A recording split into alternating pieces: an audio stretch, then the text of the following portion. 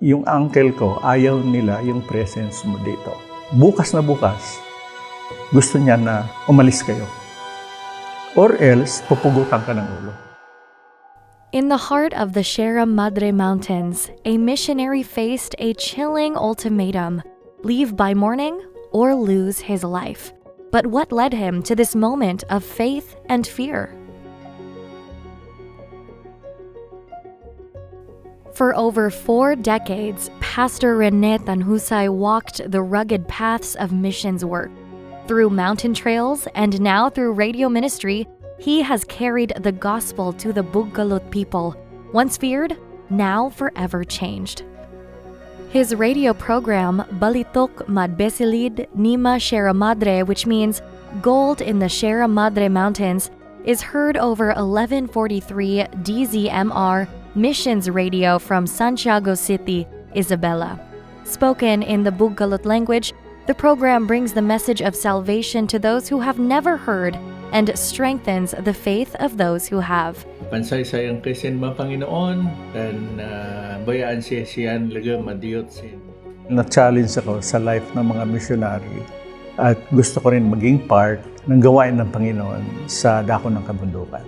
Ako ay tumuloy dito sa Neutral School of Mission. Naging trainee ako sa Kalanguya at sa ibang mga lugar, hindi sa Bugkalot. Kaya papasalamat ako. Pastor Rene felt God stirring his heart, a call to serve. But even in his obedience, he had one request. Sabi ko, Lord, I want to be a missionary.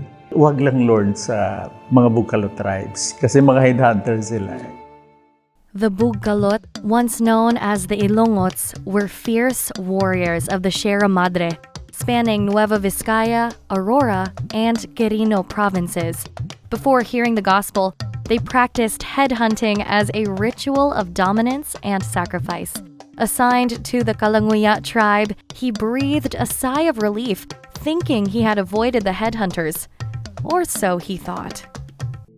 Noong ako'y pinadala sa Kalanguya, binata pa ako noon, ay talagang tuwang-tuwa ako. Sabi ko, Lord, sinagot mo yung aking prayer.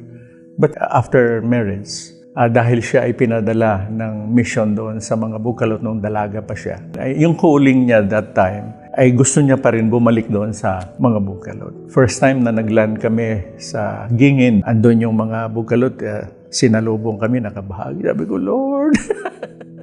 As the months passed, seeds of faith began to grow. Yung mga tao, ginawang kami ng bahay. Talagang tinulungan kami ng mga tao. We're so grateful. Dahil itong mga taong ito naman, mga tribo, ay uhaw na uhaw din sa salita ng Panginoon. A church was built and lives were changed.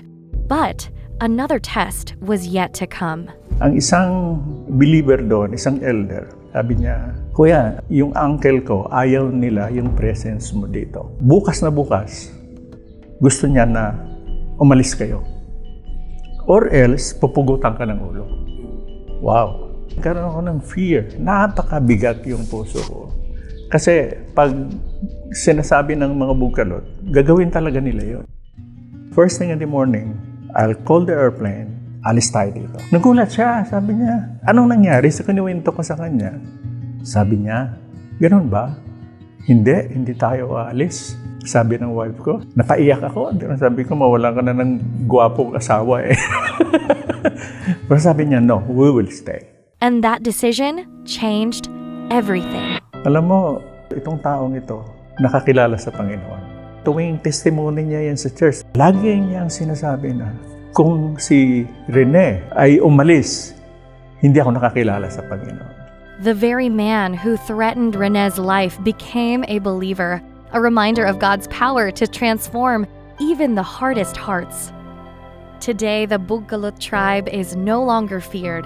They are now the leaders, pastors, and believers ministering to 35 churches which stand as monuments to God's grace. God's work has no barriers. You may not walk mountains or speak on the radio, but you can still be part of the mission. Your prayers and support can reach where your feet cannot go, and through them, God can do far more than we can ask or imagine according to His power that is at work within us.